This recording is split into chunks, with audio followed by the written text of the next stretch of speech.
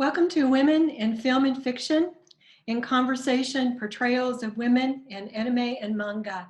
Thank you for joining us. I'm Ginger Byrne with the Japan America Society of Tennessee. Joining me this evening, Dr. Christopher Bourne, our moderator with Belmont University, and panelist Dr. Jenny Prough with Valparaiso University, and Lauren Salazar-Wright with Middle Tennessee Anime Convention, MTAC. This is the second of our 4 2020 Women's Leadership Forum sessions presented by JAST, and thanks to the generous contributions of our premier corporate sponsors. Mitsui & Company USA Inc., our presenting sponsor. Event patron, Nissan North America. Event sponsors, BNA Nashville International Airport, Aviation Golf Classic, Bridgestone Americas Trust Fund, Tennessee Department of Economic and Community Development, the Mitsui USA Foundation, the Japan Foundation Center for Global Partnership, and Fifth Third Bank. We are very excited about including women in anime and manga in this year's Women's Leadership Forum. Japanese animation and comics have a style all their own and are extremely popular with all ages all over the world. Chris, Jenny, and Lauren will present iconic and inspirational anime and manga female heroes. There will be a time for questions at the end of the panel presentations, and you may submit your questions by clicking on the Q&A button on the toolbar at the bottom of your screen. After you click on the Q&A button, you will see a Submit a Question prompt. Now it's my pleasure to introduce our moderator. At Belmont University, Dr. Christopher Bourne is assistant professor and teaches courses in Asian studies and Japanese language. Chris's research interests include subjectivity and the autobiographical mode in modern Japanese literature, Christian heritage in Japan, the global influence of early modern Japanese woodblock prints, and the philosophical underpinnings of anime and manga. Chris is the author of In the Footsteps of the Master, Confucian Values in Anime and Manga, examining how traditional values are re-envisioned in recent shonen anime and manga. Chris? Thank you very much for the very kind introduction. Welcome everyone, and I'd also like to thank the Japan America Society of Tennessee and its generous benefactors for making this event possible. Now I'm going to introduce our other panelists to you. First, Dr. Jennifer Prough is Associate Professor of Humanities and East Asian Studies in Christ College, the Interdisciplinary College, Honors College of Valparaiso University.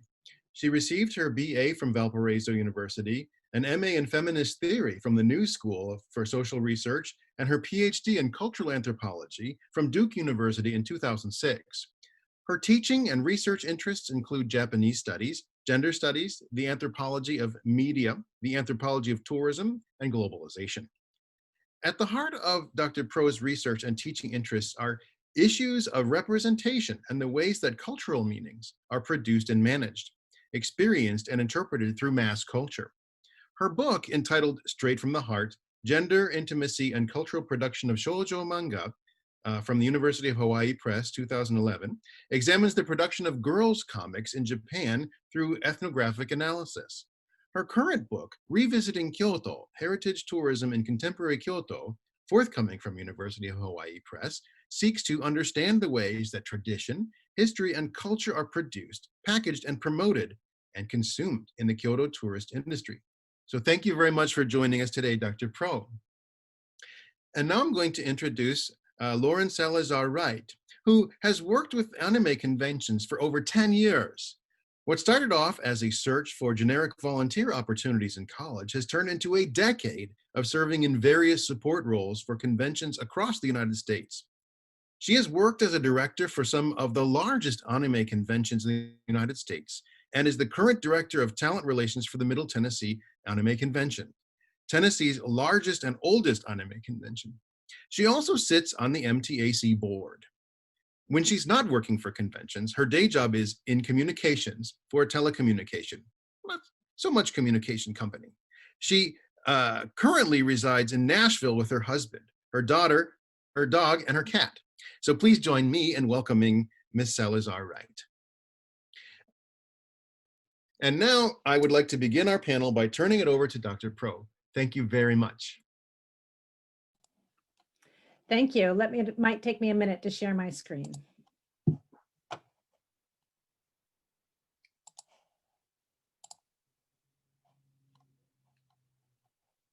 Well, I want to thank Ginger and Chris and Lauren and everyone at the Japan America Society of Tennessee for inviting me to join you today. As Chris noted, my work really focuses on the development and production of shoujo manga, especially in the late 20th century. So in some ways, I'm providing the historical context for our discussions of women in manga and anime. To that end, I'm going to give 3 examples which highlight the evolution of girl heroes in shoujo manga. I'll look in particular at Princess Knight, Sailor Moon, and Gals. Heroes are always at once typical characters. They have something in common with us all. And they're also atypical. There's something special, magical or enhanced or extra human or superhuman about them. One of the things that manga and anime are known for globally is their complex heroes. When they first became popular in the West, one of the features that really stood out was that the characters were less black and white. The villain was evil, but he also had a soft side or something we could identify with. And the hero was definitely the hero, but there were some flaws or quirks. We've certainly seen heroes in the US become more complex in the last 20 years in particular, but the first Western fans of manga and anime really made note of the complex heroes in this genre when they started encountering them in the 80s and the 90s. But gender matters in the way that female heroes are cast. Female heroes always tell us something about what's possible or imaginable for women. So today I've chosen titles with girl heroes that demonstrate shifting gender norms across the late 20th century in Japan. There are other differences in the way the genres developed in the titles I'm going to look at, and I'll point that out a little bit along the way. But in each of these examples, gender was at the fore for these shoujo heroes. There's a wide range of titles in the history of girls manga that have featured girl superheroes. And the 3 I'll look at today were all very popular at their own times. They reached audiences outside of the genre of shoujo manga. And each of them was also made into an anime after their initial success as a manga. And manga that are particularly important are made into anime, so it partially demonstrates their broader audience. Although my focus in my talk is on manga. And a quick caveat that probably goes without saying, but any talk that only talks about 2 or 3 titles, of course, can't be fully representative of the richness of a genre, like even shoujo manga, not to mention manga and anime. But I chose 3 titles to look at because I think if we look at particular moments in time and the way the female heroes are cast, tells us something broader about social context and concerns, and also the role, whether real or imagined, of women in society. Early girl heroes in the post-war often fell under the category of otemba, or tomboy. Like our English term tomboy, otemba feels old-fashioned. It isn't used widely anymore and carries the connotation of a girl who acts like a boy, or at least likes the things that boys like. Otemba sat at the edge of appropriate gender roles in the early post-war years, marking the not yet problematic boyish behavior of girls. And you see here a few quintessential otemba manga characters. But I'm going to start with the story of a shoujo hero by Tezuka Osamu himself, Princess Knight, or Ribon no Kishi. This story by the father of modern manga was perhaps the first epic adventure for girls, and it appeared in Shoujo Club from 1953 until 1956. The origin of fighting girls subgenre, as well as the theme of gender transformation in shoujo manga, are often traced back to this original manga. Set in a mythical country in medieval times, this tale starts with a fascinating creation myth. Here we see the 2 opening pages, wherein all the babies about to be born are lined up to receive their heart from the head angel, blue for a boy and pink for a girl. This is presumably how they receive their gender just before being born. But a mischievous angel named Tink, seen here, puts a blue heart in one baby just before the head angel inserts a pink one. Thus, Sapphire, our heroine, is born both boy and girl. But the reader understands she's really a girl at heart because Tink is immediately kicked out of heaven to retrieve the misplaced blue heart. Sapphire, the heroine, is born the daughter of the king of Silverland. But he, of course, needs a son to carry on his family name and rule. So he declares the birth of a prince and raises Sapphire as a son, the prince. But we see in the opening pages that Sapphire loves girly things, dresses, dolls, flowers, and feels strongly that she's a girl. But she's raised outwardly as a boy, and she also loves and excels at swordplay. And there's a lot of scenes of her sword fighting and practicing sword fighting. But Sapphire's not just a princess with a dual heart, she's also a superhero. Late at night, she dons a Zorro-style mask and sneaks out as Phantom Knight to foil bad guy plots to rob from the poor and disrupt things and steal the kingdom. The plot is primarily driven by attempts of evil dukes and rivals trying to expose Sapphire's true female nature. So gender is at the heart of the tension in the plot. I'm going to show a sequence that demonstrates that here. This sequence clearly gets at the way that gender is intricately linked to the plot of this story. In this scene, beginning on the right-hand side, the prince, Sapphire, is dueling with Nylon, one of the main bad guys trying to steal the kingdom, and she's just about to win. However, on the left, God calls out to Tink, reminding him of his job, removing the boy's heart from Sapphire. And in the last frame, Tink realizes that God has stopped time. So here we see the same thing from two angles. In the next spread, Tink points out that removing her boy's heart will now make her a girl, and she's in the middle of a fight, but God makes his wishes known, and Tink removes the heart and is on his way back up to heaven when he looks down at Sapphire, who is startled when time starts again. Now that time has started again, she's sweating, she can't fight at all, she's losing, and Tink races back with God calling his name from behind. Tink shoves the boy's heart back in, her strength is returned, she simply pushes Nylon aside and races off on the horse. So here we see, beyond the multiple persona that Sapphire has, Prince Sapphire, Princess Sapphire, and Phantom Knight, the dual hearts, being both boy and girl, are central to Sapphire's heroism. It's important to think about this manga in its historical context. The first issue came out a year after the end of the occupation, when the Equal Rights Clause had been added to the new constitution. Talking with editors who worked with Tezuka, this was a new era for what would be possible for girls. Many women who were young girls at the time remember this as the anything boys can do, girls can do as well generation. But as has been clear in this example, part of what makes Sapphire a knight or a hero is that she's part boy. She has that blue heart. In the scene show here, it's all but assumed that the boy's heart is the fighting side of her, on which her own survival, that of her friends, and the fate of the kingdom relies.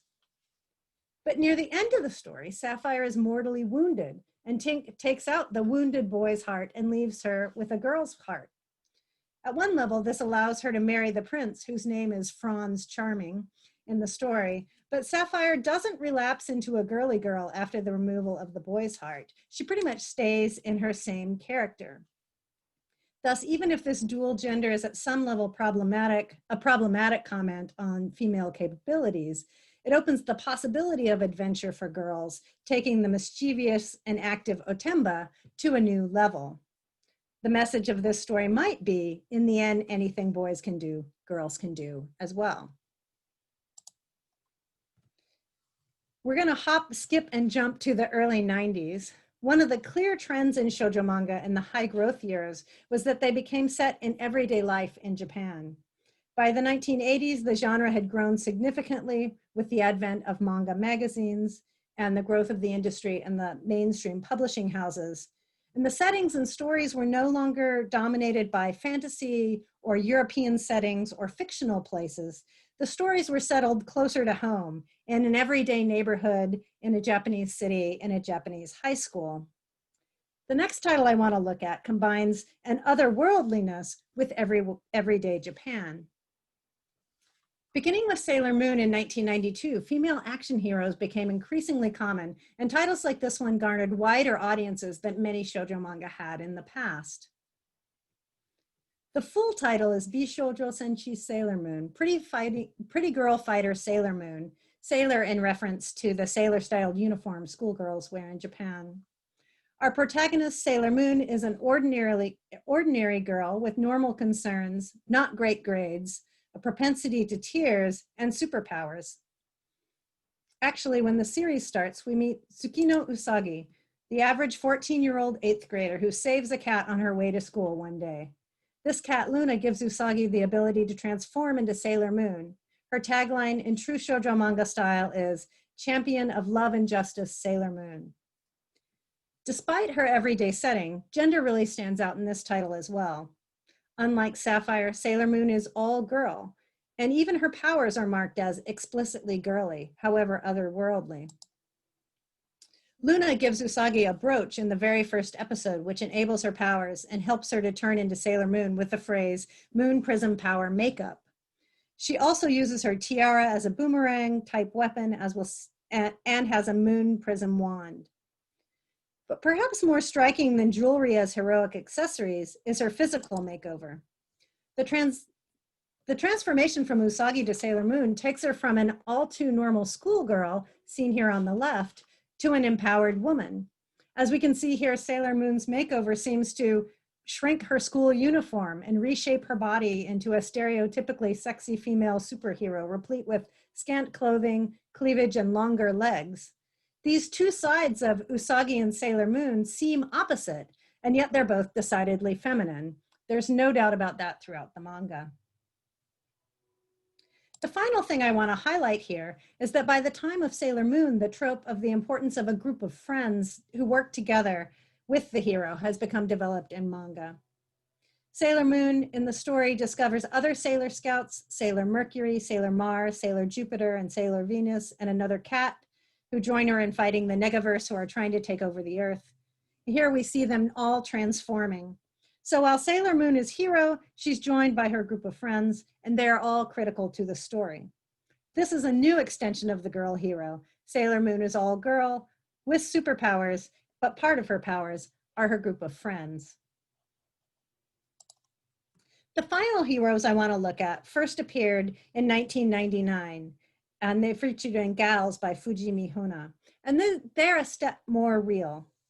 The heroine in Gals are regular high school girls as well, but unlike the sailors, Gals don't have any superpowers. They fight crime on a more mundane level. Kotobuki-ran and her schoolmates police the streets of Shibuya vigilante style, dressed in kogyaru chic, or glitzy fashion trends seen here. The main plot in Gals is a group of high school girls hanging out, shopping, and eating, and talking about boys and how to get more money for designer goods. Thus, negotiating friendships and contemporary high school life in and out of school drives the plot, your stereotypical high school girl stuff. Ron, the main character who's in the middle here, is girly in her fashions and worldly concerns throughout the story of the manga, but she has a bad temper, which gets her into fights. Luckily, her dad's a policeman in the Shibuya district, so in order to keep her from getting into trouble, he puts her to work helping keep the peace in Shibuya. All right, that part might not be very realistic. But this is a win-win for Ron and her friends who need money to buy designer goods that they so desire. That's a big part of the plot. The schoolgirl heroine in Gals fight against the men and boys who take advantage of girls in their beloved Shibuya, a youth area at the time in Tokyo. What stands out in contrast to the other two stories I've looked at is that these are average, although street-savvy high school girls. But the plot's driven by Ron's hot-tempered nature and her ability to police the streets of Shibuya. So in this scene, we see Ron protecting her friends from a man who pulls a knife on them as they walk along. Turns out he's in love with one of the gals, Miyu, and wants to kill the guy he thinks stole her from him. But beyond getting the knife away from him, Ron proceeds to lecture him about valuing Miyu's feelings, that she's not something he can possess. This pattern of Ron protecting her friends and other girls and women in Shibuya from the various dangers men pose is an important plot in the story.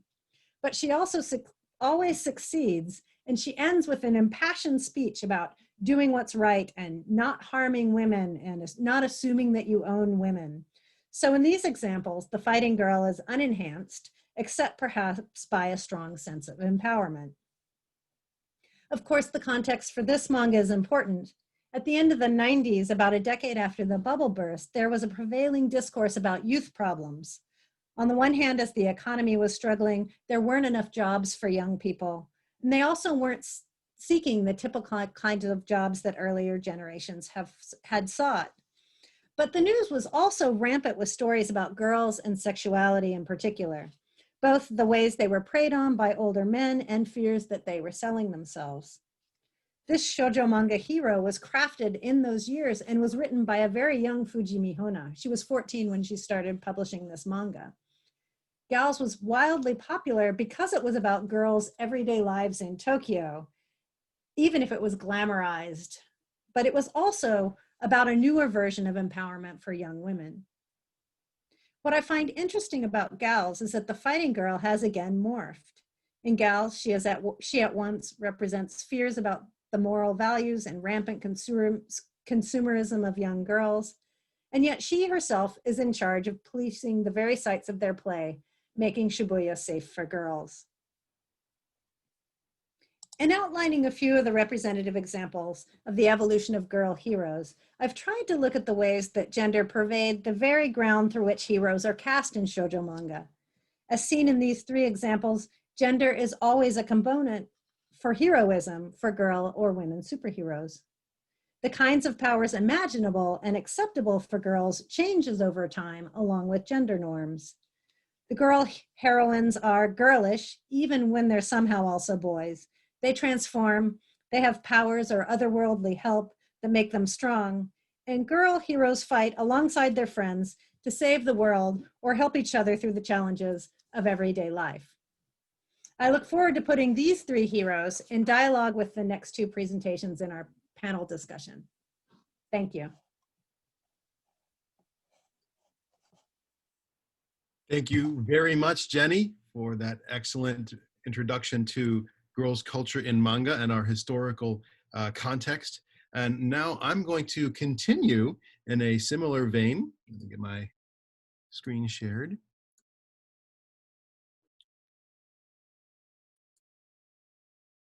Talking about metamorphoses of heroines as well, but in this case, in the films of Studio Ghibli.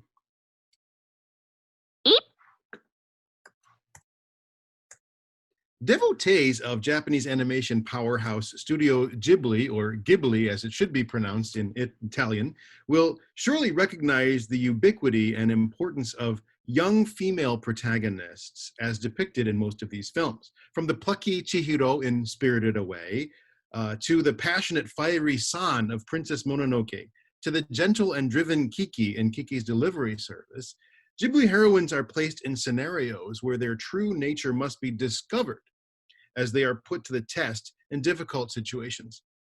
Ghibli films feature female role models who encourage and delight youth across the globe, teaching valuable lessons about hard work, decisiveness, compassion, and harnessing one's strength to create a better future. So this evening, I'll be discussing the heroines of two particular Ghibli films, Miyazaki's Spirited Away from 2001 and Takahata Isao's Only Yesterday from 1991. While many of you may be familiar with the blockbuster Spirited Away, Only Yesterday remains much more obscure. But each of these films features a young woman who, through time and trials, and through a process of metamorphosis, discovers the freedom of self-actualization that can be found through a unity of self-reliance and a genuine focus on others. So while she may not be transferring into a superhero, her transformation is still very much front and center. Miyazaki Hayao, born in 1940, is responsible for the most successful animated films in Japanese history. His characters have delighted audiences young and old since the 1970s. And in the late 80s, Miyazaki helped create Studio Ghibli, assembling a team of young, energetic animators to enable success upon success. The other founder of Studio Ghibli, his senpai, or senior colleague, Isao Takahata, who was born in 1935 and just passed away recently in 2018, was an important film director and producer in the sphere of Japanese animation. While Miyazaki is the better known face of Studio Ghibli, Takahata's work stand on its own as well. Miyazaki was a producer for a number of Takahata films, likewise Takahata for Miyazaki. While their approaches are dramatically different, they both directed films that depict the vibrant life of school-aged girls. Miyazaki was much more geared toward the fantastic, the uncanny, and the spiritual as found in nature. His characters are somewhat easier to understand and more relatable to children across the globe. While Takahata also had an appeal for younger audiences, such as in Pompoko or Grave of the Fireflies, his psychological depth and complexity of characters demonstrate Takahata's careful observation of human nature. Takahata was a realist who enchanted and empowered his audience through the fiction he created. And considering that Takahata received a degree in French literature from the University of Tokyo and was an avid reader, Takahata's approach to character development, time and narrative, memory and recollection fits nicely within the broader strokes of modern Japanese literature. Now, Spirited Away was born of Miyazaki's imagination, coupled with his deep-seated agitation over Japan's environmental issues and losses of tradition. But Takahata derived only yesterday from a manga by Hotaru and Toneyuko, and we'll look at that in a minute. But Takahata was beguiled by the manga, which depicts the life of a fifth-grade girl growing up in 1966. Takahata directly animated many of the vignettes featured in the manga, but added his own interpretation to the main character, Okamoto Taeko.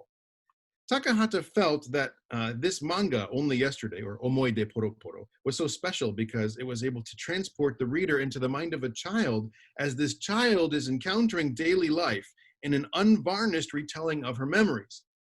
But in Spirited Away, we're treated to something different. So let's take a walk through Spirited Away.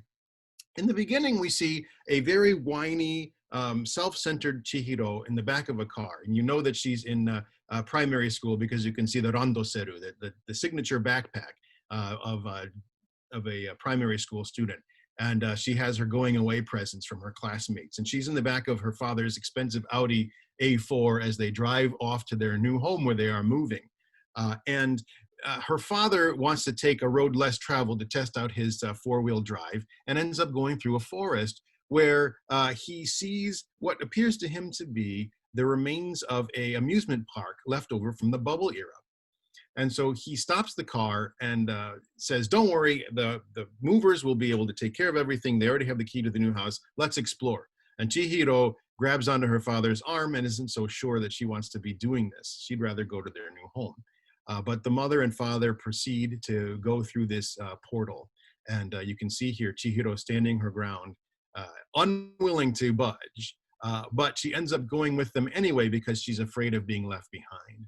And when they get into this mysterious town that's on the other side of the portal, there's a wonderful smell of delicious food that the mother and father encounter. And they decide to sit down and help themselves. When she says, we shouldn't be eating this, this isn't ours, Chihiro says this. The parents say, well, it's okay. The father says, I have a credit card. I have a cash in my wallet. I'll take care of anything we need to. And the mom says, this food is so good, you should eat it. Chihiro doesn't like that idea. She runs away, explores the town a little bit and notices some strange things going on and comes back to find her parents becoming transformed. They have their own metamorphosis, this time into pigs. Yes, their wanton consumption of things that are not theirs is sort of representative of some of the excesses of the consumerist bubble era. And Miyazaki is certainly making some commentary on this. And now that her parents have transformed into pigs, Chihiro finds herself in a strange world that she has no idea what to do with. Fortunately, Master Haku, who you can see at the top right here, takes her hand and makes her something so that she can stay in this mysterious place. It turns out to be a bathhouse for the spirits or the kami of Japan. And he tells her quickly that she needs to go meet Kamaji, the boiler man, who will then give her a job. And he doesn't give her a job. He says, you have to find your own job. And you can see her again cowering in the corner, where she encounters one of the older attendants who does eventually let her come in and become a bath attendant. But to do that, she has to sneak in the house. And you see her here with the radish spirit who's about to go for his own bath, and his complete with his soup bowl cap. She has to go up to the old witch Yubaba to be given a job. And she has to sign away her name and promise to serve in this house where she has no idea what's going on. But this is where she begins to develop bravery, and we start to see a metamorphosis as she starts to embrace the mantle of a worker, of somebody who has a purpose. So she starts to change from being very self-centered to having an ideal, something that she's willing to work for. And this comes to a head when the so-called kusarigami, or the stink spirit, comes into the house demanding a bath. And Yubaba, the witch there, makes her handle the bath for the stink spirit. And it's very hair-raising, so to speak, just from the depth of the stink that she has to encounter. And yet this strong young lady now, who's discovered her legs, is able to wade through the mud and deal with this frightening monstrosity to give it a bath. And this monstrosity motions to Chihiro that she needs to bring her hands over, and she finds what he says is a thorn, but it's actually this bicycle handle. Yubaba knows what's going on, gives her a rope, which she fastens around this thorn in its side. And then you can see her here with the symbol of Japan, the Hinomaru, on the flags. Yubaba says, everybody get behind and cooperate. And they all play tug of war, they heave ho, with this rope that she has fastened to this thorn. And then with her own human hands, supported by all of the kami and all of the bath attendants, she's cheered on. You can see these masks here are of the amma, which are an ancient dance that you would see in the courtly dances from the Heian period. I mean, going way back into Japan's history in the 900s, these amma had these zomen, or these masks. And Miyazaki is representing all of the spiritual heritage of ancient Japan, supporting Chihiro as she, with her human hands now, has found agency and has pulled out this thorn, which then turns out to be a mountain of trash. Finally, we see a fishing line with a hook, and that's the last little bit that she needs to get out. And then this water wraps up Chihiro, and then we see a mask of the Okina, this gentle old man, one of the oldest figures in no drama, say, well done. And then we realize that it is a river spirit, who is this old man that is finally cleansed of all the trash that humans have put into him, and he flies out. So this is an example of a transformation of a heroine who is only 11 years old, and yet finds herself in drastic situations, making decisions to do difficult things in order to come about the goal of bringing her parents back from wherever they may be now. I'm not going to give away the end of the film. You'll have to see it for yourself, but I wanted to give you one key example from Miyazaki of how he sees the pluck and vigor and possible strength of a young woman who's just a normal kid, but put in some very extraordinary circumstances. So some of these concepts to note: we see this metamorphosis from self-centered to other-centered, the ability to take responsibility, to leave your hesitancy behind and take agency, to be stubborn for the right reasons, and even trying to understand the self in relation to others, how everyone together in the community, to echo the sentiments of the 1990s manga authors that Jenny mentioned. It's working together as a team that makes everyone succeed together. So these are a number of things that you can look for in other Ghibli films. And now I want to bring our attention to Only Yesterday, Omoide Poro Poro. Again, this was an adaptation of a manga by the same title from Okamoto Hotaru, which ran from 87 to 91. And what makes Only Yesterday so noteworthy is Takahata's approach to the development of Taeko. Here you see her as her 5th grade self, again with the randoseru. She's 10 years old here, and this is the 27-year-old version. And in the beginning of the film, we see Taeko. She's getting off of a crowded Tokyo train, and she is a worker who works for a corporate office, And she's saying that she's going to take her vacation, and she wants to go out to the countryside, which had been a dream of hers really since she was a child. She had dreamt of having a home outside of Tokyo, but her family had lived in Tokyo for generations. But a number of her classmates or friends, they were able to get out to the countryside because they had a so-called furusato, or a hometown, to return to. And she'd always longed for this, but couldn't find one. And so what happens is Taeko is not interested in some of the things that are maybe more typical for somebody who is 27 to be concerned about. Navigating her life goals, trying to find a husband. Maybe her family wants her to find one, but she doesn't care about that. Set in 1983, this narrative begins with Taeko then taking a train ride, an overnight train to Yamagata, where she wants to discover herself.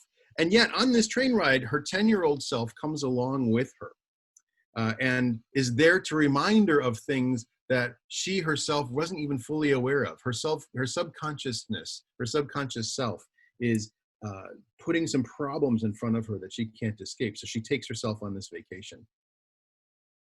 And during the film, we see lots of recollection back to her 5th grade times, as if we're seeing life through her eyes.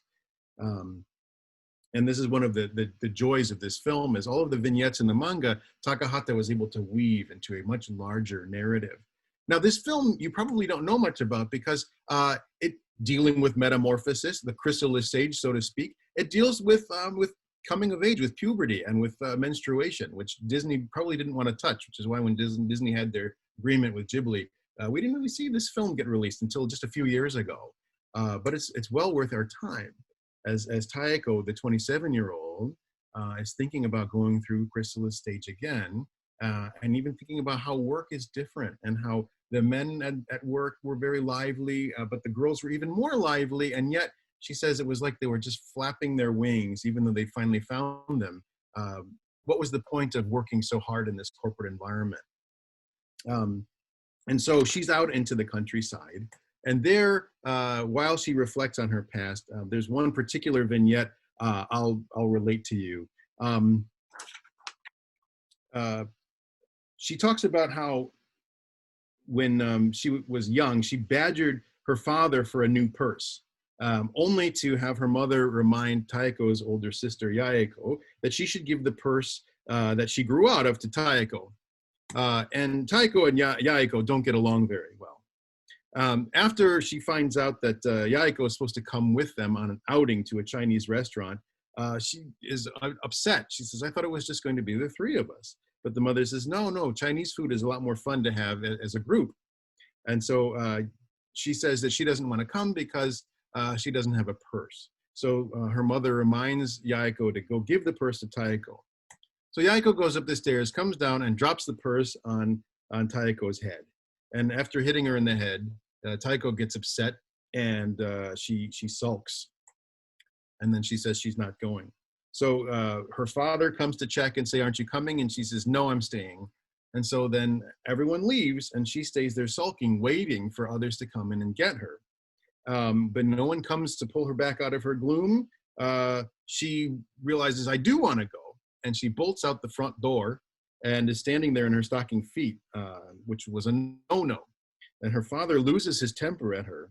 It's the last straw with this period of self-oriented behavior. And he ends up smacking her across the face for the first, and she says, only time. And it's due to this incident she cried all night and no one went out. And she never fully understood why this had occurred. And it's one of those things the child wouldn't get even as an adult, right? And Taeko wonders why her father lost her temper to that degree. If he were always punishing her physically, it would have made more sense. And so while she's on this farm and relating this story to a young girl who kept badgering her mom for a pair of Puma sneakers, that connected to her previous memory. And so when Taeko reflects about children and her whims, the young daughter of the farm family says that her parents would frequently give her a spank. And maybe she shouldn't be so upset or feel bad about badgering her parents because after all, Taeko was a young woman who was somewhat selfish. But she can't even understand or believe that Taeko would be selfish and picky because Taeko, and the young woman at 27, is quite delightful. And so what happens is Taeko feels kinship with the daughter, and she says, look, you shouldn't beg or be a nuisance to your mom. You should actually try to understand what your mom feels. And the daughter says then she'll quit the Pumas. And then Taiko praises her and promises to give her some spending money to buy the Pumas. And in this way, an elder sister, as it were, passes on her wisdom and experiences to a younger one who needed the outside example to help her on her quest. There are many more examples of self-discovery, of working through what was going on in her youth and figuring out how that even affected her now as she relates these issues to her somewhat love interest, Toshio. Toshio again becomes a good reflector of Taiko's personal issues as she explains what was going on as a child. Toshio reflects back that maybe she didn't understand the full situation. There's other ways to understand it. So even if she feels badly about who she was, and even who she is in this farm environment that she doesn't believe she belongs in, that she's just a faker, when they recommend that she stays there and marry Toshio, right in front of her, she runs away and then starts thinking about how really she doesn't mean any of what she says about this farmland, that she thinks it's so wonderful, but in fact, maybe it's just a romanticization of the country life and that she's a faker. But when she explains some of these issues to Toshio, some of her past where other kids she felt she had been fake to, but actually was very kind to, Toshio explains to her that, you shouldn't feel bad about who you were. You did good, even if you felt conflicted about it. And he tries to help her understand that that is who she is now. She's decided to be this good person, this person who cares about others and isn't so self-centered. And there's many more things I could say about this, but I really, in the interest of time, would just recommend you see this film for yourselves. But suffice it to say, we see that Taiko changes and becomes something different through the process of examining her memories, examining her past, and working within the community. So Taiko starts to realize that she is no longer her 5th grade self, and who she is not predetermined by her past. She's grown into a strong woman who can choose for herself who she will be and what she will do. Her past certainly shaped her quest, but it does not have to be her goal. Her 5th grade self was there to make her question her life, and Taiko was able to leave the city to go somewhere entirely utopian and dreamlike to find her authentic self. Like Watsuji Tetsuro's idea about the non-dualistic self, humans must find the self localized in community. Taiko's quest of self-discovery required community, people who understood her on her own terms and didn't try to change her. She could stay in the country if she wished. She could go back to Tokyo. She could stay and get closer to Toshio or choose not to. Social pressure and internal pressure were no longer at work. Freed from the burdens of her 5th grade self, Taiko was finally able to spread her wings and truly live. How does the story turn out? You got to watch it all the way through the end and make sure you watch the credits to see the crucial details. But in summary, in both of these films, we see female protagonists put into intriguing situations that provoke a reflection on their circumstances and a maturation that allows them to follow their own path and discover their own selves in relationship to the world around them, no matter what situation they're thrust in. They're not forced to do one thing or another. They get to freely choose. But because they have such heart and the drive, in one way or another, they choose the difficult path in order to achieve their goals. And this is a good lesson for us all, but especially poignant for girls who are navigating a very difficult road fraught with dangers in our contemporary world. So with that, I'd like to turn it over to Lauren. I'll stop my share. I'm going to go ahead and get started. Thank you very much, first off, everybody who's here. Let me go ahead and get my presentation started.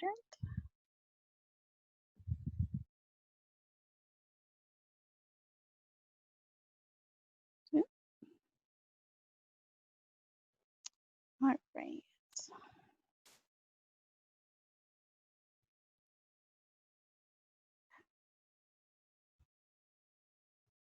Sorry, having technical difficulties. Okay, there we go.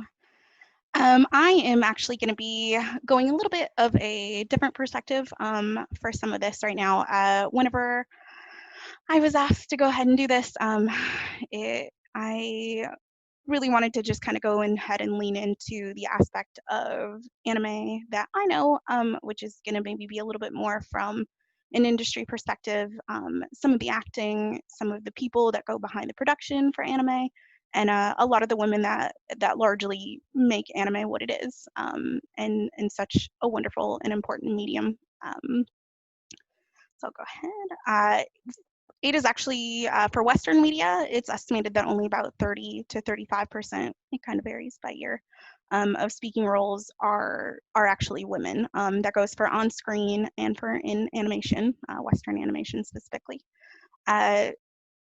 Japanese animation, anime, it has kind of a niche where there's actually a lot of male roles that are played by women, which actually kind of gives it some unique balance that more or less allows for more women to have screen time, which is pretty neat.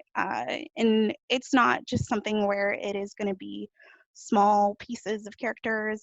They often are some of the voices behind the leading roles in some of our favorite animes. I'm going to go ahead and start this off just kind of by going through a couple of the ladies that are behind some of the male voices that we see in anime.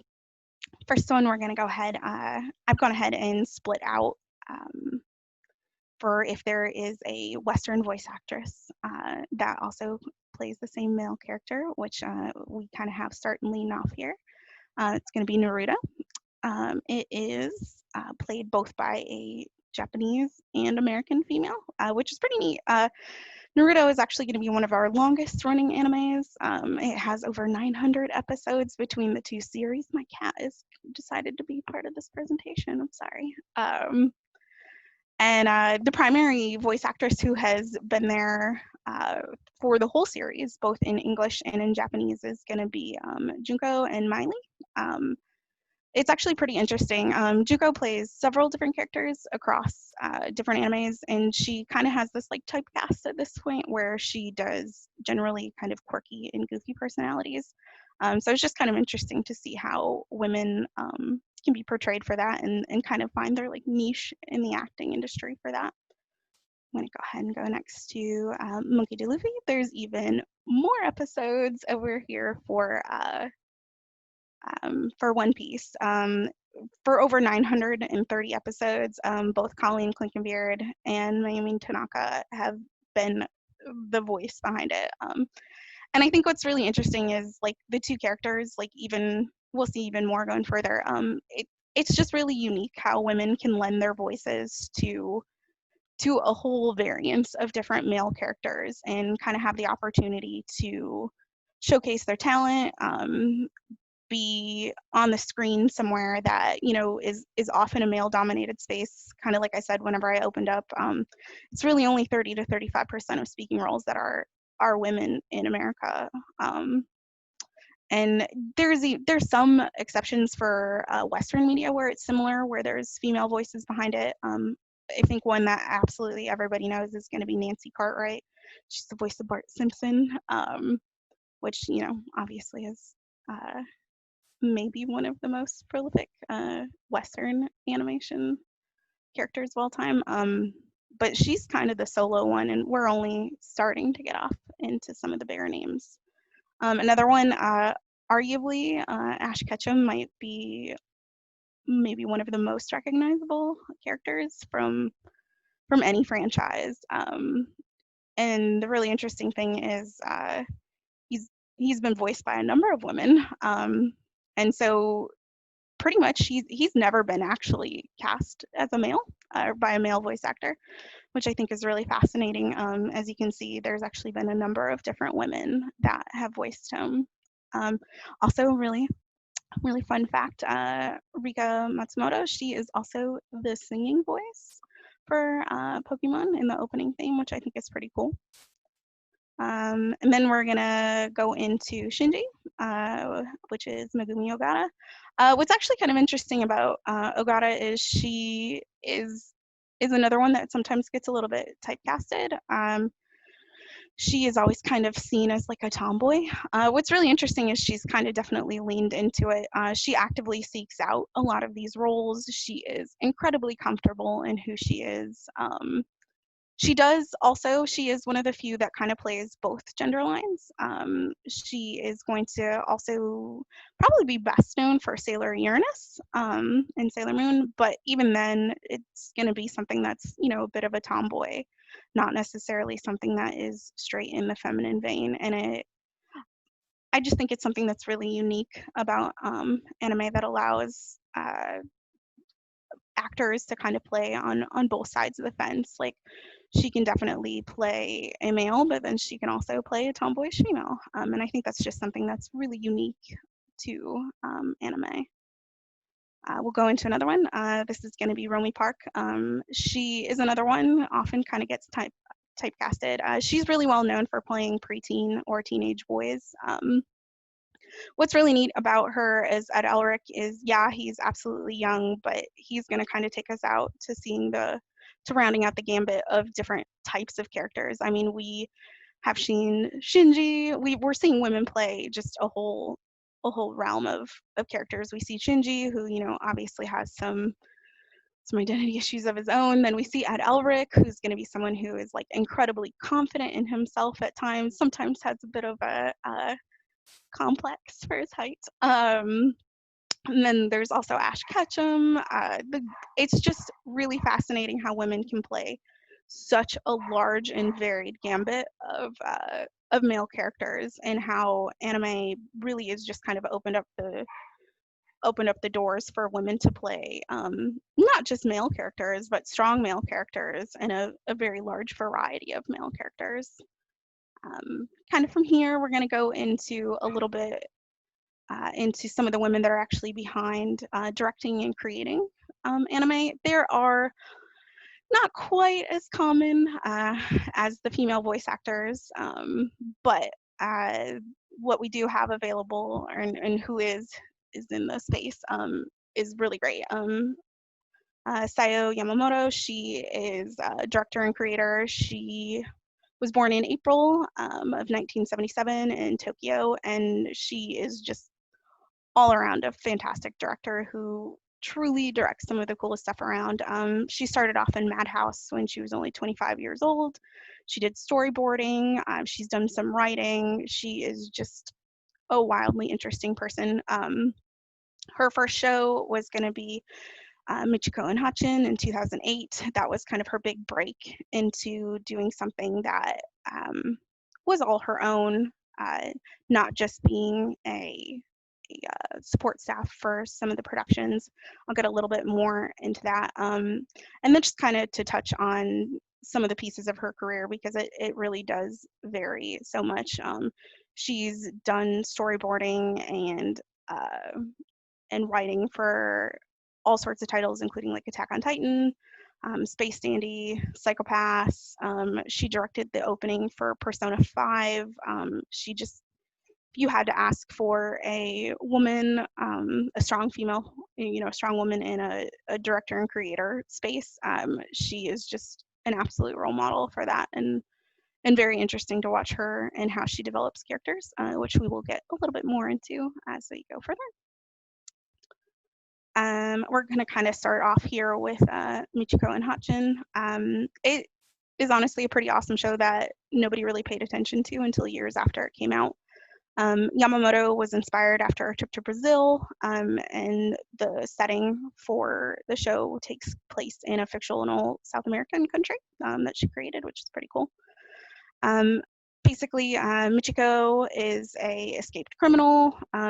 She goes off and she basically escapes from what should be an impenetrable fortress, but manages to get out, which is just kind of setting the mood for the kind of hero, not always clearly a hero, but definitely sets the tone for who she's going to be. And once she escapes, she goes off to rescue her ex's young daughter, who is just with this awful foster family. And basically, they just use her for servitude. There's a lot of elements of like complaints that the state's not providing enough money for her care, things along those lines. And she ultimately was just kind of given away by her jerky ex or by her deadbeat dad, which is also Machiko's deadbeat or jerky ex. And then kind of from there, there's Hachin, and she is very much the opposite side of the coin from Machiko, or Michiko, excuse me. She is, Michiko is going to definitely be, she's on the side of crime. She's going to do what she needs to do to get out, to get what she wants. Whereas Hachin, even though she is in a situation where, you know, she is more or less abused, she is still absolutely about doing it the right way. And it's just a really interesting to watch their relationship unfold with one another. And all of the female characters that you see are going to be strong in their own ways. They confront and challenge the male figures with both their own power, and then also united. I think what's really great about it is their relationships are very complex but very genuine. And it's really neat to see Hana and Michiku in particular always defend one another. Female friendship is the core of Michiko and Hachin in many ways. It's not just the complexities of the central relationship, but how they can work together. And really at its core, it's about two women that are fighting against the world, fighting men, fighting each other, and ultimately their struggle for their own modicum of acceptance and safety. It's great. I just absolutely suggest everybody take a look into it. And it's really interesting to see a story about female friendships and very complex female characters presented from a female direction. I think you definitely get, I don't believe that you would probably have gotten the same film if it was from a male perspective. Not that it wouldn't be great in its own way. I just definitely feel like there are some very unique elements that lend itself because it is a primary female cast led by a female director, which I think is very cool. I'm going to go ahead and go on to one of her other works. This is going to be a Lupin the Third, the woman called Fujiko Mike, excuse me. And this is another Yamamoto film. What's really interesting about this one is I think most people, whenever they look at it, they would not necessarily think that it would be a natural representation of feminism, but really, if you kind of dig down to it, it's a really interesting representation, and we'll kind of get into that. Fujiko is kind of like the Catwoman to Lupin's Batman, and is really the only leading woman in the series. She's a criminal, she's a burglar, and she absolutely knows what she has and how to use it to get what she wants. Yamamoto really, really leaned in on these aspects and framed the whole story about how Fujiko is an independent woman and absolutely her own person. Lupin is largely set up to be kind of like the Bond of the series. And I think a lot of people would maybe view her as just kind of a mindless Bond girl who is, you know, maybe there more for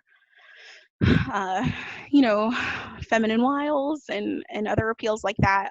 But I think what's really interesting about her is she is just very solidly her own woman, and every move that she makes is because she owns it. And I think it's just, you can absolutely again tell that it's some female direction behind it, and it's just overall a great example of a woman owning her own image.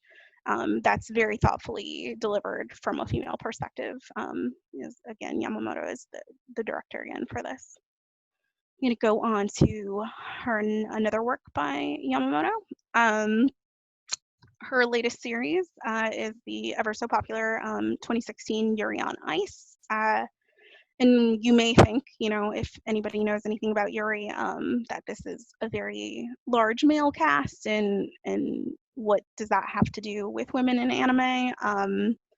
But it kind of goes on like a twofold thing.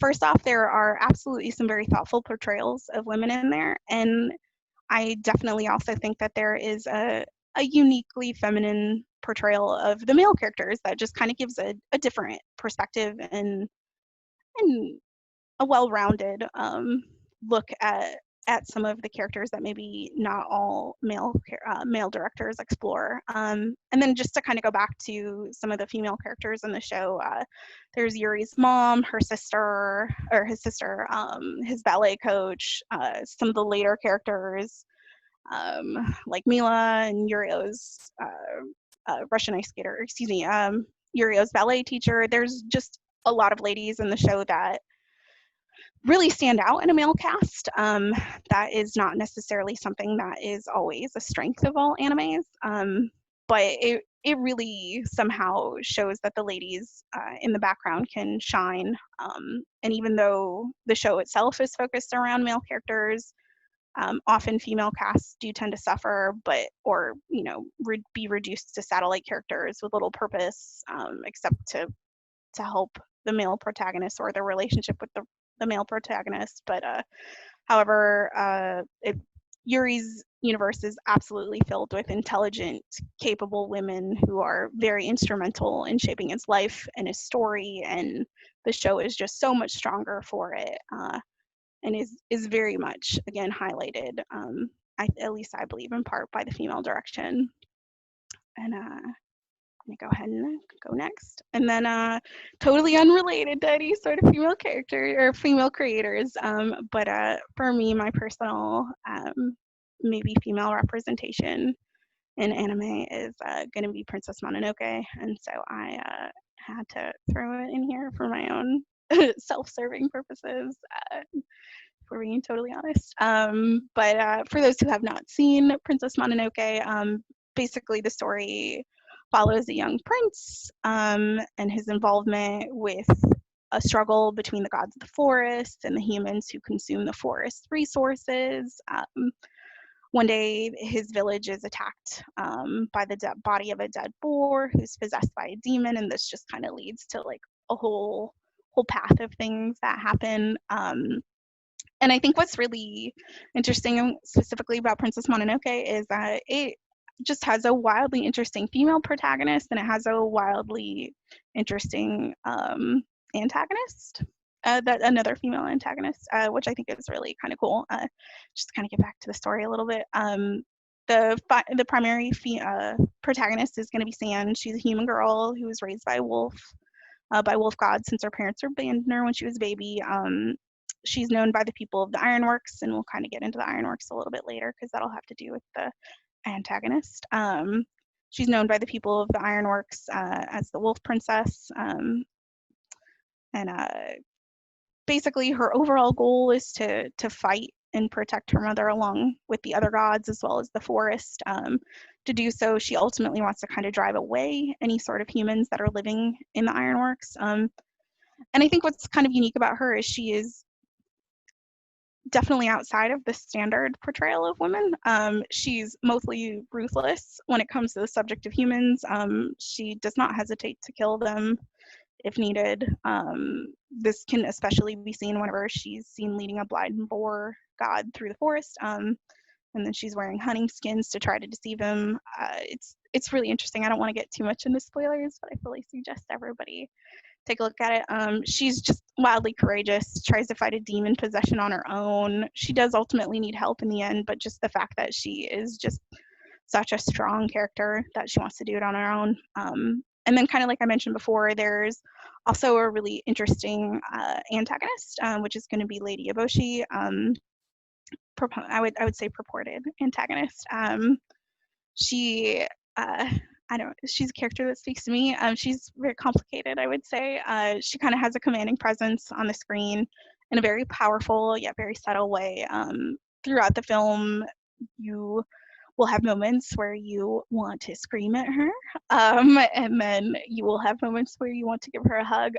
Ultimately, she is wanting to do its best for Ironworks in her own way, I guess. It's just really interesting because she can kind of come off as merciful and caring, but also very shrewd and very calculating. And through all of the complications of who she is, she just manages to come off very human still. And then just to kind of go back to San for a minute, just the fact that she is just a warrior, and she's very cool, emotionally controlled way, which really kind of deviates away from some of anime's other kind of standard dewy-eyed female youth characters that you get. And so it's just really interesting to see both this very well-rounded female protagonist and a very interesting female antagonist that in many ways just are the foils for each other. And so for anybody who has not seen it, I could continue talking about this forever, but I'm definitely at time, so I will stop. But yeah, it's for anybody who wants to see a very unique portrayal of women on both sides of it. I always fully suggest the watching of that. But yeah, I'll go ahead and stop sharing. Thank you very much, Lauren. And now I welcome all the panel back, and also I welcome you to submit your questions to the Q&A feed. It's exciting to see across these talks how not only are there many opportunities for women characters in the post-war and moving into our contemporary era, but also opportunities for women in the industry, both as voice actors, as directors, and also animators. Most of the women animators at Studio Ghibli have a tremendous influence on the color and on the creation of the art itself. So there are a number of women performing a number of different roles that may have not been imagined. So it's great to see all of this moving through. So I do have one question from the audience, and this is from Carol Harper. The facial characteristics of the characters in both Miyazaki Hayao and Takata Isao's films appear to be more Western than Asian to me. Please explain if this is the case. Yeah, this is a question we get a lot. To the animators, they're not Western. This is a style. And whether the characters have big expressive eyes or hair colors that appear different, it's not trying to animate something Western. These are fully Japanese. They just have this look. And all of the animators will say the same thing. It's just a visual style. Did you have anything to add to that, Jenny, about that? Yeah, when I was interviewing editors and manga artists, this is a question we get all the time. And they would always say, well, you can tell they're Japanese because there's tatami and they're in a Japanese house and they speak Japanese and culturally they're Japanese. But we can, if we make the eyes bigger, we can give so much more expression. Sometimes people call this mukokuseki, which means no nationality. So there's a sense that while they would be in a Japanese setting, they might be able to sort of transfer anywhere if they look not specifically to have too detailed characteristics. Sometimes you'll find that the villains have much more detailed faces and the heroes don't, and you're supposed to be able to identify with them more. But if you talk to either manga artists or anime artists, they always say, no, these are Japanese characters. You can tell by the context, but we want everybody to be able to enjoy them, so. And that makes good sense too, because certainly having more markets and have a greater market share will always be good for profits for the animation studios, who animators don't make a lot of money. They work an awful lot of hours, but don't get a lot of return for their art. So it's good that more audience is opening up to this very uniquely Japanese art. And we have another question for Dr. Prough. What does the Sailor Moon type or style of anime look like in modern day? Maybe perhaps what would be some examples of shoujo, evolution of shoujo manga today? Yeah, it feels more dated. When I put this presentation together for today, I was like, wow, Sailor Moon always feels timeless to me, but it's starting to feel like an older style. There are a lot of titles out. Sailor Moon just hit such a broad audience. And I'll be honest, my research right now is on tourism in Kyoto, so I'm not keeping up with all the latest and best shoujo manga right now. So I don't know if I have a good example. One artist who I really like, who's published quite a bit in the 21st century is Yazawa Ai. And she has a whole bunch of titles. Nana is the most popular one, and it's published in English. It's about two, it's not a superhero though, but it's about two girls who live together in Tokyo. So sorry, I don't have a great immediate example in mind, but I'll keep thinking about it. Maybe I'll come up with one while we're talking. But while we're on the topic of contemporary female heroes in anime and manga, what do you see as some of the obstacles that need to be overcome that might be unique to women as characters?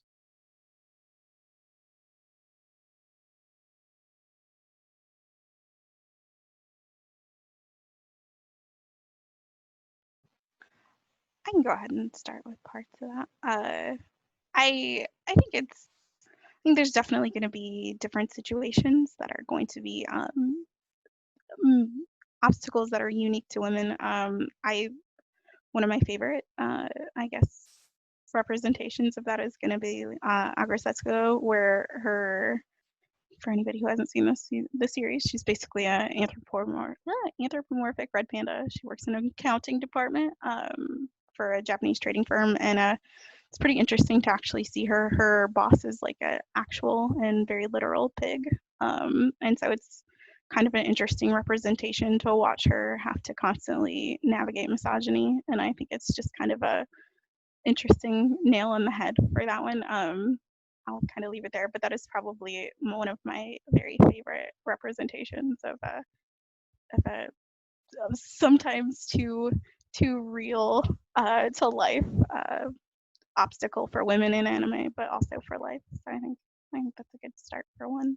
And I love how when she gets irritated and has so much stress and frustration from just the daily nonsense of her job and interacting with all these people, she loves to just go to that karaoke studio and jam it out and sing these sort of scream punk type songs that get all that stress out, which doesn't seem like the typical yasashi or nice manga character that is sort of the stereotypical manga girl. You know, she has an edge.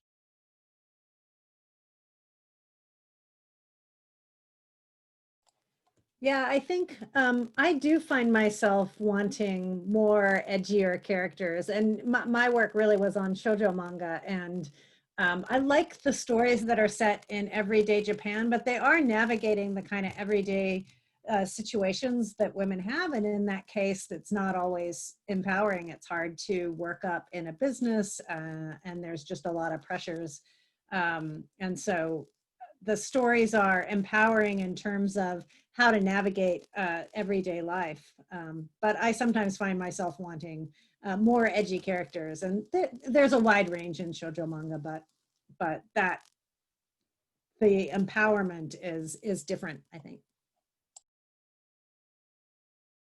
Excellent. And speaking of that empowerment, do you see female anime and manga heroes dreaming of different lives than they are experiencing?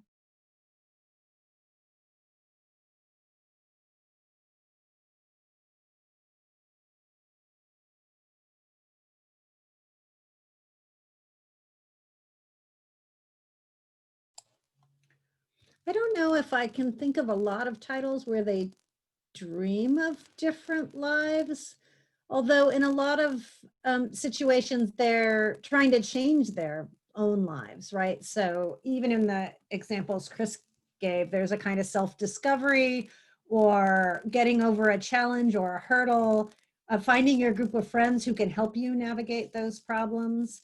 So I don't know necessarily about dreaming of a different life as much as trying to craft a different life where there are opportunities to do so. I'm probably going to align with that belief and mindset. Yeah, I think you're definitely going to find a lot more examples where I guess it's not to say that they don't always dream, but I do find that a lot of anime maybe sets women up to be more actively wanting to change their current situation, kind of move on from that point.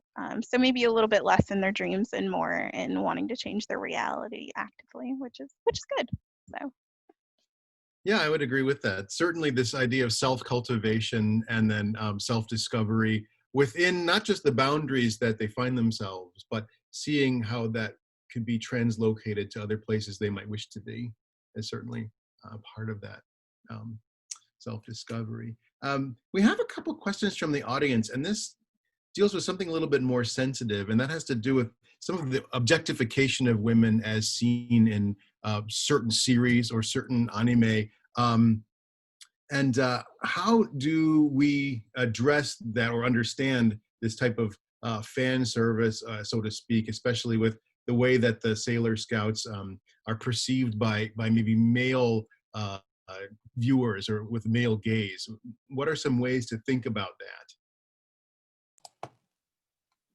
Yeah, Sailor Moon, one of the things that's I think so complicated about Sailor Moon is that it attracted a really wide audience. So it was a shoujo manga that it had a lot of male readership. And I think it's precisely because of, as I said, the way their bodies transform. There's very much, I think, when they're in their scout version, that it feels very much like a stereotypical female hero, or you can definitely feel the male gaze in those examples. And yet women and girls loved Sailor Moon and saw it and talked about it as empowering because of the way it was almost a shonen style superhero, but for girls. So I think one of the most interesting things about Sailor Moon is you have both those things happening at exactly the same time.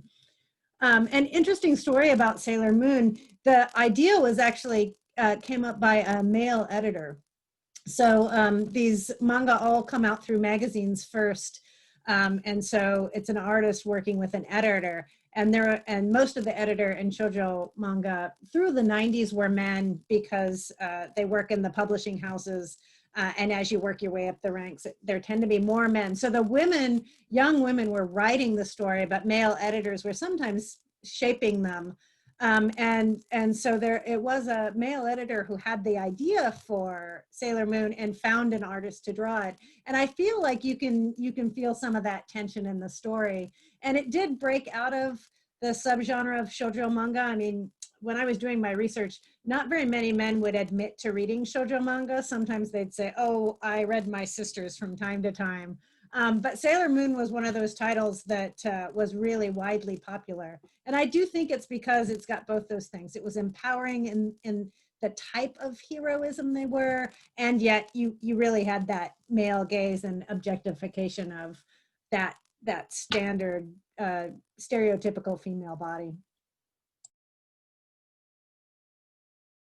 So what you might find as perhaps a women's space or a manga that's intended for a women's space can be interpreted differently by others who might latch on to the popularity.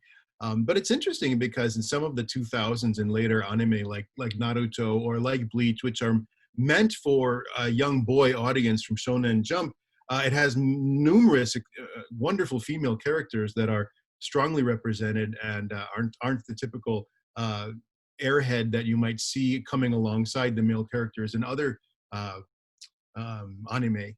But speaking of airhead, I have another question from the audience.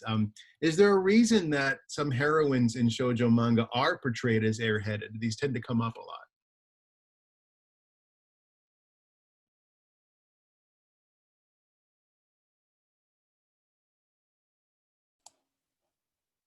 I suppose I think that it is just a stereotype of it's become a trope in manga. So it is a stereotype of some type of girls, but especially in shoujo manga, you get these types like the bishonen, the airhead, the funny character, and they kind of there's kind of an intertextuality where each title will have the same sort of mix of characters, and the airhead is definitely one of those, especially for comic relief, I think.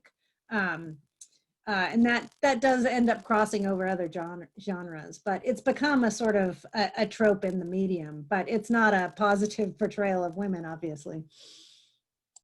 Right, so it's part of the ensemble cast, so to speak. Gotcha. Speaking of these types of tropes, though, I have an interesting question. What are some positive and or negative tropes demonstrating uniquely Japanese traits of femininity that you might find particularly important, perhaps even ones that don't carry over well to Western culture. And this is, he said, let's see, I'm thinking of the moment in Your Name, or Kimi no Na wa, where Mitsuha, the main character in the body of Taki, struggles to determine which personal pronoun to use, atashi, ore, boku, further distancing herself from the femininity of her real body. This moment was ignored entirely in the Western translations, which lessened the impact to a degree.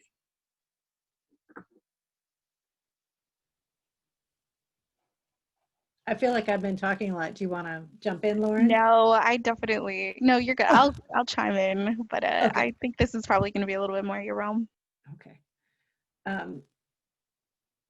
Well, interesting. Positively, I think even the genre of how much you rely on your friends. Of course, in American superheroes, we now have sets of friends, but this really grew up with manga, especially in the 80s. So that, and I think in the examples Chris gave as well, that moving away from the sort of, there's a way in which to be self-centered is to be childish.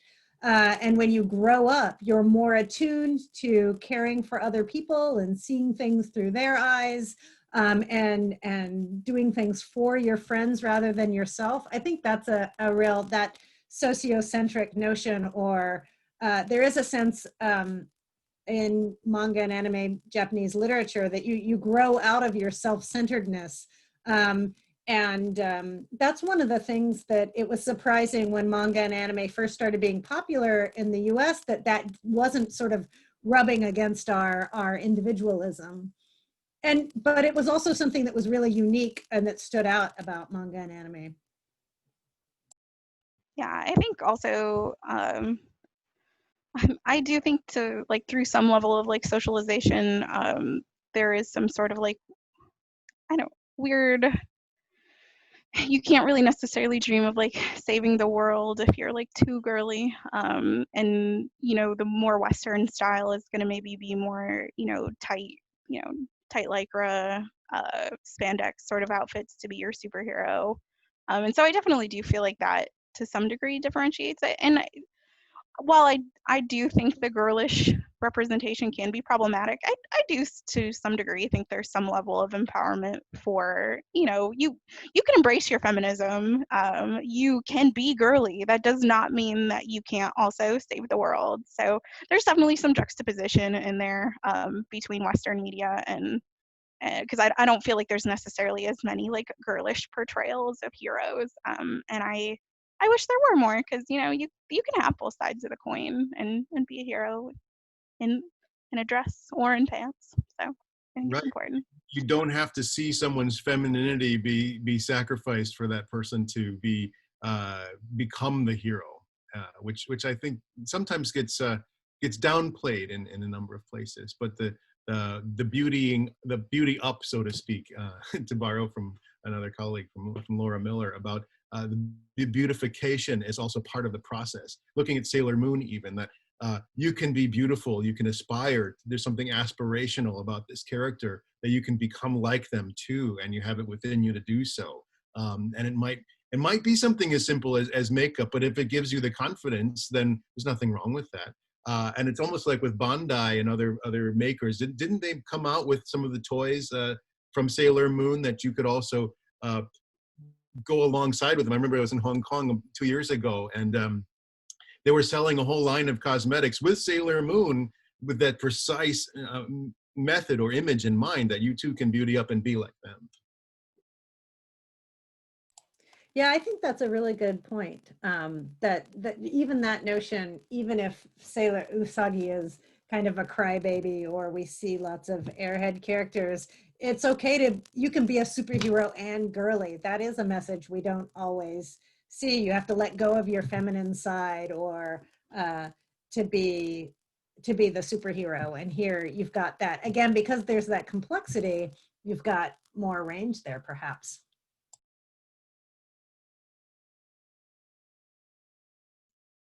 Yeah, I think that's a very important aspect of what manga and anime, especially shoujo, can do for us. But what would you say are some other important facts or facets about Sailor Moon that gave it such a popular following, both in Japan and here in America?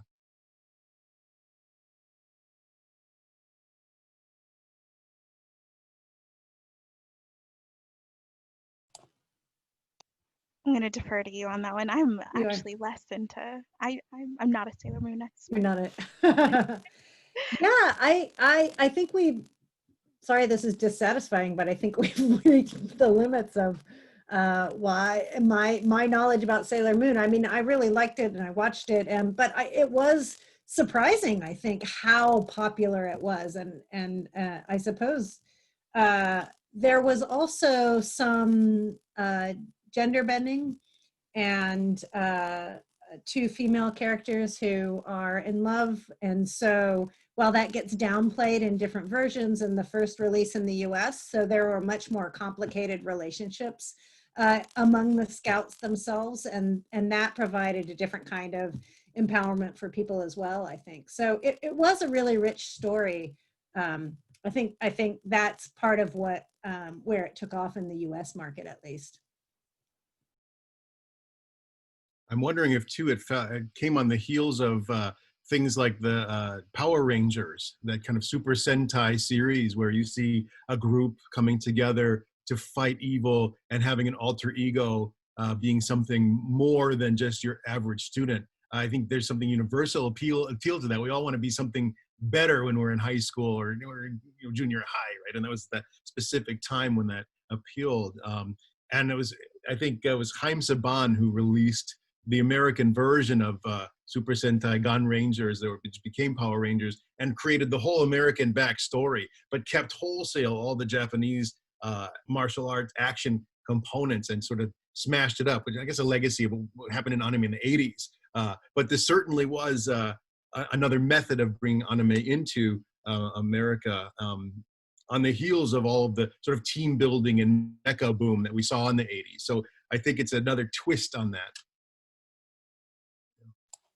Yeah, I think you're right. And I think especially for Western audiences, it just was so different than any other kind of superhero thing. So even if we can draw connections with other kinds of shows and either shodo manga, other kinds of titles in Japan, it really came into the American market just as anime was getting big. And it just was so different than anything American audiences had seen in terms of female heroes and superheroes, and even animated kind of funny but serious stories. Just was so different to think about how it read to American audiences in the 90s. I think what's also pretty interesting is I don't think they anticipated coming into the American market that it would be as popular with both male and female audiences, which I think was actually pretty cool. From what I've read, they kind of came in and were just like, hey, we're going to have the female characters in there because it's a well-rounded cast, but this is going to mostly be a male focus. And women ate it up too. Like young girls were like all about it. Didn't just have to be magical girls. Like you could also be into, Sentai and Power Rangers. And I just think it's really neat that it ended up being a well received by everybody, which I think is pretty cool. Yeah, and something that impresses me too about the genre is we get a lot of Japanese culture maybe filtered through the editors or filtered through the translation, but there are a number of things that we see that we wouldn't necessarily understand at first glance as a Western audience, but it piques a curiosity and we want to know more. Why are they sitting on a tatami? Or what is that? They call it jelly donuts in Pokemon, but that's not a jelly donut. That's something else, and it's the onigiri, right? So we see these things that pique our interest and help us want to know more. And that's why I think it's crucial, kind of a stepping stone to learning more about Japan and Japanese language, kind of opens the doors for that. Here's an interesting question. Have any of you heard of Japanese female gang members, the so-called skeban? What is your impression of them, at least from the perspective of anime scholars? The person is talking about skeban deka. Have you heard of skeban deka? I've not heard of that, but I am at least a little familiar with the. If I recall, they were like pretty big in the 70s, right? It was like basically like whenever gangs wouldn't accept women. It might totally tell me if I'm wrong because I'm just reaching off of memory. But I'm pretty sure that they were like the groups of teenage girls that like basically had like razor blades and stuff up their skirts and like carved their own identity out as like these hard women because men wouldn't let them in. My knowledge is not extremely extensive, but I have read a little bit, and I'm hoping I'm pulling on memory correctly for that one. But I find them wildly fascinating, but I don't know a ton about them. Yeah, I also don't know very much about them. Sorry. Yeah, I don't either. My only exposure, I guess, is Kamikaze Girls. Right. Yeah, That's what I thought of too. yeah. If I recall, it's mostly just kind of like a representation of like they went for like a very like cutesy like schoolgirl angle, but it was just like I've got a cute little skirt, but there's definitely a knife up here. So Yeah, it's a uh, female take on the Bosozoku, or the so-called violence tribes, right? Which yeah, can be presented in Akira, right? yeah, absolutely. And now I feel like I need to go spend some more time exploring that now that I've had the memory jumpstart. So whoever asked that, thank you. So I now have a rabbit hole to go down. Yeah, me too. That's great. Yeah. I see here another question. Now that anime has become practically mainstream in America and other countries, do you see anime retaining its unique cultural significance uh, as the world gets saturated with this industry and saturates the industry and creates their own anime? I think it'll still maintain um, its own cultural identity. Uh, I think a lot of fans, especially like there's like even whenever there's animation that comes out like Legend of Korra and Avatar and stuff like that, even though it definitely mirrors some it has some similarities to anime. There's always kind of like the fan argument of is it actually anime, like where is the line of what is anime and what's not. And I guess the idea that there's enough people that are like very staunchly like no it is not, for their own reasons, valid or not. I do ultimately think there is just enough, I don't know, reverence to some degree, for it to sort of maintain its own identity. I don't think it's really ever going to kind of merge too much into Western identity, just because there is some sanctity in being like it's its own thing. Even things that are close to it aren't quite it. And I think that'll probably maintain, at least in my opinion. Yeah, I would agree. I think there's just enough people who want, for whom the authentic anime comes from Japan, and you need the Japanese in it. Although I really like that anime and manga have become, they had their own styles in Japan, but it's become a style that other people can use as well. I myself don't fall on the side of you can't call those manga or anime, but I know many people do. I like that there's a style that can become international and we can identify the features of it, right? So it lets more people engage with this genre that people love. Yeah, absolutely. I do feel like the more common it becomes in other countries, we may continue to see anime itself, even what's coming out of Japan, evolve, just because they are very cognizant of the fact that their market is expanding. And so, localization changes. Obviously, like anytime something goes through like ADR or something like that, there are changes made to localize it, but you're definitely seeing a lot more stuff come out, maybe needing even less localization because they do understand that their audience is more global now. So I think there may be some identity lost there, but there's always going to be stuff that falls on both sides of that. So. Yeah, and I think that there's also the appreciation of Japanese culture that has sort of grown up around anime fandom now, that people want to consume some of that Japaneseness and also enrich their own perspective about life, especially as America tries to welcome more diverse cultures and ideas into our own matrix. There is I think, a desire for some of the Japaneseness. That's why the Japanese video games do so well, even though a lot of the Japanese video game producers didn't want to localize some of their games because they thought it's not going to translate well. It's not going to fit the audience. No, the audience wants that. And so it's almost a surprise. Why would others value these Japanese cultural titles so much? So that's kind of exciting to see.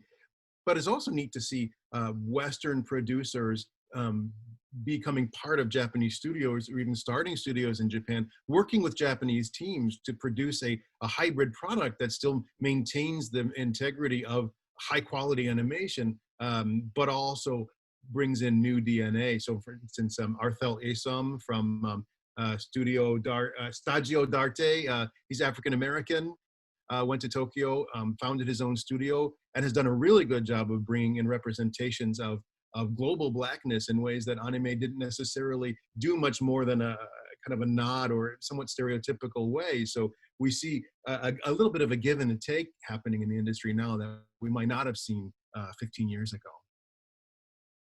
I think you like absolutely hit the nail on the head with that one. I think there's just going to be a whole lot more of that to see, and no, you're totally right with the call out. I think it is going to lead to more representation. We're already starting to see more representation, both in like, just nationality, body type. I do think it is going to continue to curb stuff positively. So I think that's very cool. Good call out there. Yeah, and that indicates that it's becoming a global medium, right? So it can happen in Japan or here, but there's some cross-fertilization there that could be great. As evidenced by 3 of us on an internet feed talking to you and enjoying some camaraderie and some excitement about this wonderful medium. So as we are running out of time, we're going to wrap it up. I just want to thank our guests so much. Thank you, Jenny. Thank you, Lauren. Thank you, Ginger, for putting this together. And for all of you who came and spent some part of your evening with us to talk about this very exciting medium and about how it impacts the life of women, not just in Japan, but now around the world. So have a great night. Thanks, everyone. Thank you all. Thank you.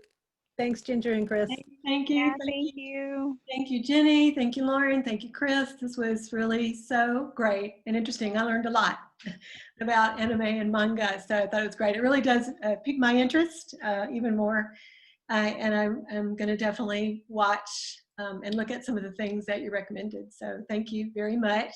And just one quick reminder for everyone who's still with us, we are giving away a $50 gift card. And so everyone who attended the webinar this evening is eligible to win. After this session, we'll use a random number generator to select the winner.